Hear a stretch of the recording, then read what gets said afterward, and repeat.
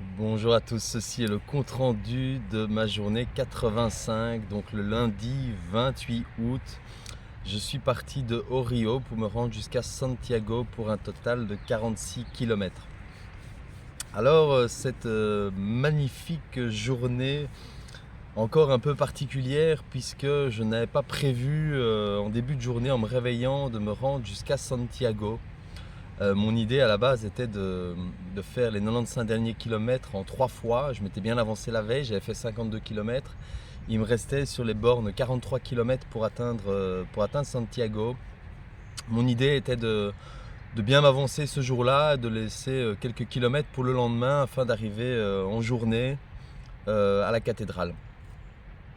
Alors ce qui s'est passé, c'est que je me suis réveillé au matin, comme je vous l'ai dit dans la vidéo précédente, je me suis réveillé sur un banc dans un parc au milieu d'un bois. J'avais dormi donc sur une table de pique-nique sur mon matelas gonflable avec mon sac de couchage. Et j'avais dormi sur cette table puisque la table était plate. Au début je comptais mettre ma tente par terre, l'endroit convenait bien, mais en soi le sol n'était pas vraiment plat. J'avais peur de faire une mauvaise nuit, j'avais besoin de repos puisque j'avais quand même marché beaucoup la veille. Et au final, dormir sur une table semblait être une bonne idée puisque la table était mise à niveau, qu'elle était parfaitement plate.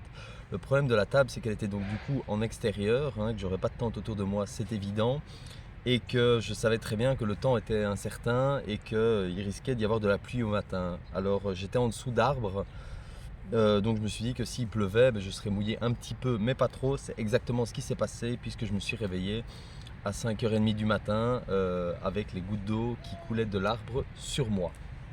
Donc un réveil un peu particulier, mais pas forcément le pire, puisque quand je me réveille, je pense pas à ce genre de choses, je pense simplement au fait que je me réveille, et moi je suis quelqu'un qui aime se réveiller.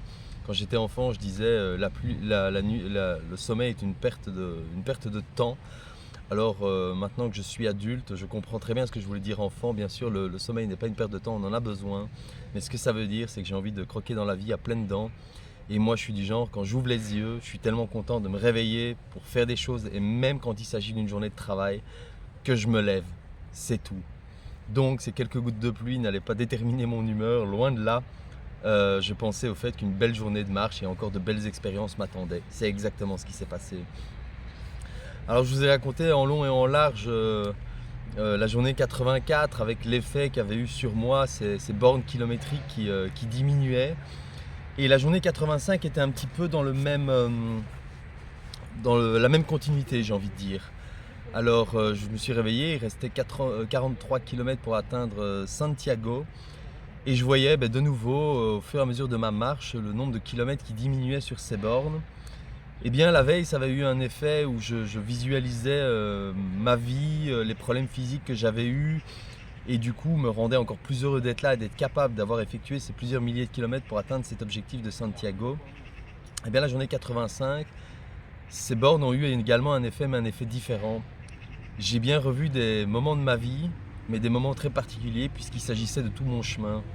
Pendant toute la durée de cette journée, j'ai revu tous les visages de tous les gens que j'ai croisés sur mon chemin, tous, tout le monde, ceux qui m'ont hébergé, qui m'ont donné une bouteille d'eau, ceux avec qui j'ai échangé un mot, ceux avec qui j'ai marché, j'ai pensé à tout le monde. J'ai pensé à toutes ces belles discussions, à toutes ces belles expériences, à tous ces bons moments, ces moments de rire. Bref, j'étais encore émotionné, j'étais encore très émotionné. Dû à la beauté de cette expérience. Je parle de l'intégralité du chemin que j'ai vécu depuis que j'ai quitté mon domicile le 5 juin, et c'était que du bonheur. Alors comme je vous l'ai dit, j'avais comme objectif de me rapprocher de Santiago, mais de m'arrêter avant. Mais il se passait que quand je voyais ces kilomètres qui diminuaient, eh bien c'était pas possible de s'arrêter. C'est aussi simple que ça. Je pouvais pas m'arrêter pour plusieurs raisons. Déjà parce que je touchais vraiment au but. Et puis j'étais tellement émotionné depuis 2 jours, il y a tellement d'émotions en moi qui voulaient sortir. Je me retrouvais un petit peu comme quand vous attendez à l'entrée d'un examen oral. Vous êtes stressé. Alors il y a des gens qui préfèrent reculer le moment de passage, et quand le prof sort de la salle d'interrogatoire pour dire au suivant qui vient, il y en a qui préfèrent se reculer et dire non, je laisse pour plus tard. Et moi j'ai toujours été du genre, il va bien falloir y passer, alors je rentre le premier, j'y vais et j'affronte. Et bien là, c'était un petit peu ce qui s'est passé puisque je voulais affronter l'arrivée à la cathédrale. Alors je dis affronter l'arrivée à la cathédrale, ça peut sembler un peu bizarre puisque c'est un objectif qui devait me faire plaisir.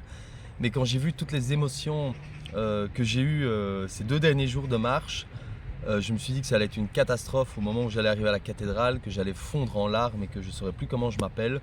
Donc c'était vraiment affronter l'arrivée devant la cathédrale. Alors ça ne me faisait pas peur, mais je voulais affronter ce moment le plus vite possible, histoire de lâcher ce qu'il y avait à lâcher, et puis ensuite en profiter pleinement. Alors les kilomètres avançaient, je ne pouvais pas m'arrêter, je voyais qu'il restait plus de 10 kilomètres, il était hors de question de trouver un endroit pour mettre ma tente ou aller dormir. J'ai continué d'avancer, j'objectivais d'atteindre du coup Santiago vers 8h30 ce lundi soir, et c'est ce que j'ai fait. Alors ce qui est assez amusant, c'est que je vous ai dit que j'étais très émotionné ces 2 jours-là. Et les derniers kilomètres avant Santiago, alors là je ne sais plus comment je m'appelais. Mais genre quelques kilomètres avant, d'ailleurs c'est très simple, quand je suis arrivé à ces fameuses statues d'ailleurs qu'on voit dans le film The Way avec Charlie Sheen dont je vous ai déjà parlé.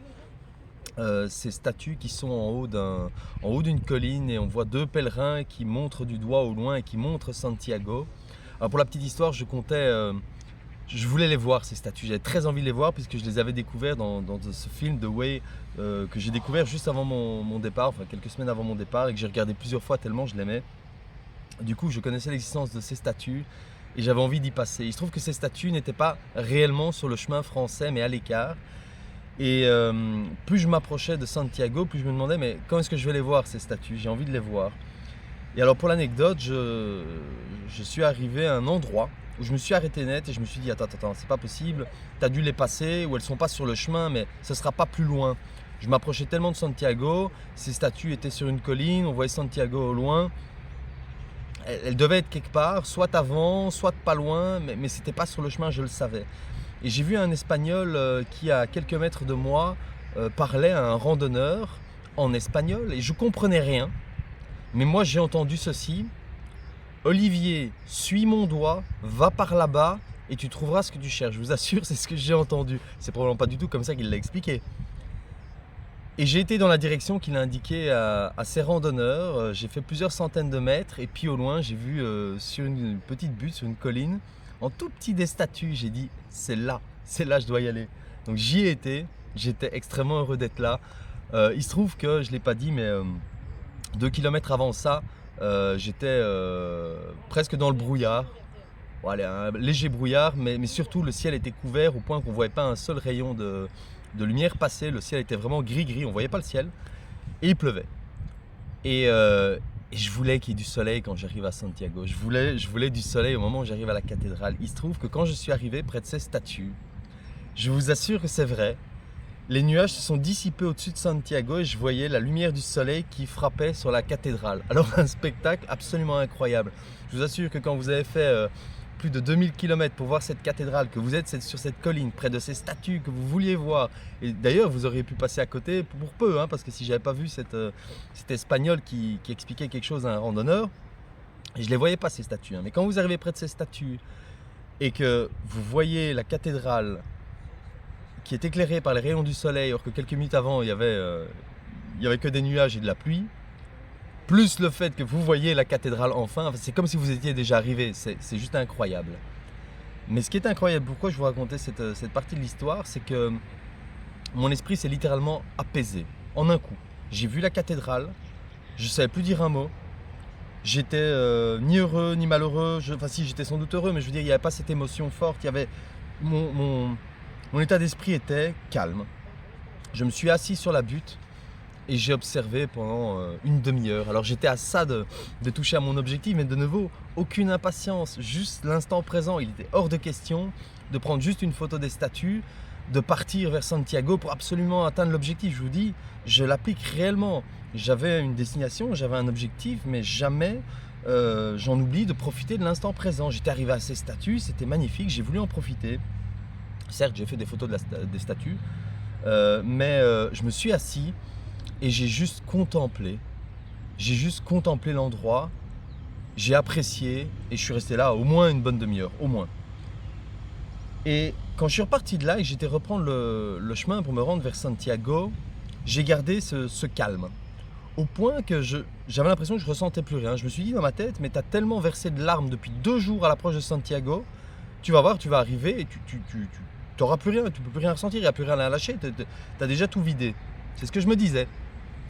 Et donc je me suis approché de la cathédrale. Bon, avant ça, bon, je rentre dans Santiago, je vois le premier panneau Santiago, je le passe, je vois le chemin et puis je vois les panneaux cathédrale par là, j'y vais.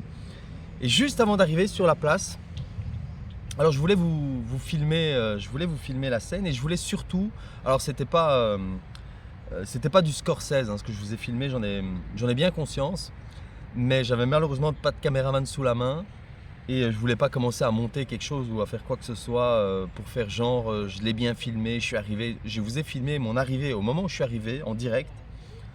Je voulais que Jack soit présent dessus. Jack a été mon fidèle ami, mon fidèle compagnon pendant toute la durée de ce pèlerinage. Il était très important pour moi qu'il soit sur cette vidéo quand j'arrive, d'où le fait que j'ai posé comme j'ai pu la caméra et que je me suis filmé avec Jack puisque je ne serais pas arrivé là sans lui. Et donc juste avant d'arriver sur la place de la cathédrale, j'ai sorti ma caméra, j'ai commencé à filmer, je suis rentré sur la place, je n'osais pas regarder la cathédrale. J'étais calme, j'étais détendu, mais je sentais que si j'affrontais des yeux la cathédrale, l'émotion allait ressortir, je n'osais pas la regarder. Donc j'ai filmé la scène et j'ai regardé la cathédrale au moment où je voulais montrer. Et là, waouh, quel spectacle! Donc plus de 2390 km je pense pour arriver là. Que d'aventures, que d'expériences, de rencontres, de fou rires. C'était un voyage absolument extraordinaire. Et l'arrivée devant cette cathédrale, sur la place de la cathédrale de Santiago, était un moment juste incroyable. Alors je vous ai filmé ce que je vous ai filmé, c'est pas un grand film, mais ça a le mérite d'être honnête. Voilà, c'était mon arrivée au moment où je suis arrivé. Et une fois que j'ai coupé la caméra et que je vous ai envoyé le film, Jack était posé par terre, j'ai été me coucher dessus et j'ai regardé la cathédrale. Voilà, je l'ai observé sous tous les angles, c'était juste magnifique. J'ai également fait une petite vidéoconférence avec Mike, un ami à moi, qui s'est occupé de mon site internet et de l'upload de mes photos, de mes itinéraires, etc. Et je lui ai fait partager en vidéoconférence ce que je voyais en lui expliquant mon état d'esprit. Je dois dire que quand j'ai commencé à parler avec lui et que j'étais là depuis quelques minutes allongé sur cette place, toute cette émotion un peu difficile d'affronter, l'arrivée, les pleurs qu'il y a eu les jours précédents, etc. Tout ça était terminé. J'étais redevenu un peu normal, mais je me sentais bien, d'une quiétude quasi absolue. J'étais heureux, j'étais content d'être là. Bref, vous l'aurez compris, c'était une super satisfaction et j'en ai bien profité de cette cerise sur le gâteau, puisque à nouveau, si je devais résumer mon chemin de Compostelle, il ne se résumerait certainement pas à l'arrivée à proprement parler à Santiago, qui certes était un très beau cadeau, mais mon chemin, c'est bien les 85 jours que j'ai parcourus depuis le départ de mon domicile jusqu'à Santiago, et toutes les rencontres et toutes les expériences que j'ai eues sur ce chemin. Le chemin ne se résumerait certainement pas à l'arrivée, à l'objectif, certainement pas. D'ailleurs, je vais vous le dire, mon chemin aurait pu s'arrêter avant Santiago, qu'il était déjà une réussite. C'était vraiment la cerise sur le gâteau. Alors il se trouve que, vous vous souvenez que je vous ai dit que la veille j'avais dormi dans un parc, dans un bois, sur une table, et que j'ai été réveillé par la pluie. Bon, je vous passe les détails de comment cette idée m'est passée par la tête. Mais en gros, j'ai décidé ce soir-là d'aller dormir à l'hôtel. Bon, jusque-là, ça peut paraître normal, hein. J'ai quand même beaucoup dormi en bivouac, en extérieur, etc. Une bonne nuit de sommeil dans un hôtel, ça peut faire du bien après un tel trajet. Mais pas que, puisque j'ai décidé de dormir dans un paradores. Alors un paradores, c'est juste un palace 5 étoiles. Et là où j'ai été, c'est le palace 5 étoiles qui se trouve sur la place de Santiago. Et voilà, j'ai été me prendre une chambre dans un palace. Alors je ne vous dis pas le contraste avec la table de pique-nique au fond des bois, c'était assez différent. J'ai été poser mes affaires. Alors j'ai passé, je crois, 1 heure et demie au moins à regarder la cathédrale. Je me suis pris une chambre, j'ai été poser mes affaires, j'ai pris un bain. Moi j'adore ça, les bains. J'en prends pas forcément beaucoup. J'ai appris à aimer la douche pour des raisons d'économie d'eau avec les années. Mais j'apprécie un bon bain. Ben là, il se trouve que j'avais pas pris un bain depuis mon départ. Donc je me suis pris un bain dans ce palace. Et puis, hors de question de passer la soirée dans la chambre enfermée. Je suis sorti et j'ai été réobserver la cathédrale. J'ai été me balader de nuit dans Santiago. J'étais au final très heureux d'être arrivé en soirée là-bas, puisque c'était relativement calme. J'ai eu l'occasion le lendemain, je vous en parlerai sans doute, mais d'observer la place de Santiago avec tous les touristes et tous les pèlerins qui arrivent. Et la place du coup est bondée en journée, mais là le soir c'était assez calme, donc ça permettait vraiment de profiter dans une sorte de calme. Et j'ai beaucoup apprécié le fait d'arriver là-bas en soirée. Donc je me suis baladé dans les rues de Santiago. J'ai été m'installer sur la terrasse d'un petit restaurant italien où je me suis mangé une pizza. Elle avait un goût absolument divin, cette pizza. Alors j'ai flâné un peu dans les rues de Santiago et puis je suis retourné à mon hôtel. Bon, je n'ai pas manqué de profiter d'une petite visite de l'hôtel, puisque ce genre d'hôtel est assez particulier, puisqu'il s'agit quasiment d'un château, une hacienda avec des cours intérieures, avec des fontaines, des jardins. Depuis un des jardins, on voyait même le sommet d'une des tours de la cathédrale de Santiago. Donc je n'ai pas manqué au fait de profiter de ce bel univers, de ce bel environnement. Et donc voilà, j'ai visité un petit peu l'hôtel et les différentes cours, c'était assez sympa. Au final, j'ai été dormir, je crois qu'il était passé 3 heures du matin. Et le lendemain, je me suis réveillé à 9 heures pour me rendre au petit déjeuner de l'hôtel, puisque un petit déjeuner exceptionnel était inclus dans le prix de la chambre. J'ai dit petit déjeuner exceptionnel, c'est bien comme ça qu'ils l'appellent. Et je dois dire que ça porte bien son nom. Quoi qu'il en soit, voilà, ça c'était mon arrivée à Santiago, jour 85. Dans les grandes lignes, c'est ça. Je vois que la vidéo est déjà assez longue, donc je vais en rester là. Vous l'aurez compris, je suis vraiment très heureux d'être arrivé jusqu'ici. Quel bonheur, et croyez-moi, je n'ai pas manqué de penser à tous ceux qui m'ont aidé à arriver jusqu'ici, du premier jour jusqu'au dernier, à tous ceux qui m'ont suivi sur la chaîne, qui ont laissé des commentaires, à ceux qui m'ont envoyé des emails, bref, à tous ceux qui m'ont soutenu. Je vous assure, je vais dépenser pour tout le monde. Et je vous dis encore merci pour tout. Ce voyage a été incroyable, et ce voyage était incroyable en bonne partie grâce à vous tous. Donc je vous dis encore merci. Voilà, pour la vidéo du jour 85, je m'arrête là. Et je ferai encore une vidéo un peu plus tard pour vous parler de l'après. Mais sur ce, je vous souhaite à tous une très belle fin de journée. Et comme toujours du fond de mon cœur, je vous souhaite à tous un très bon chemin.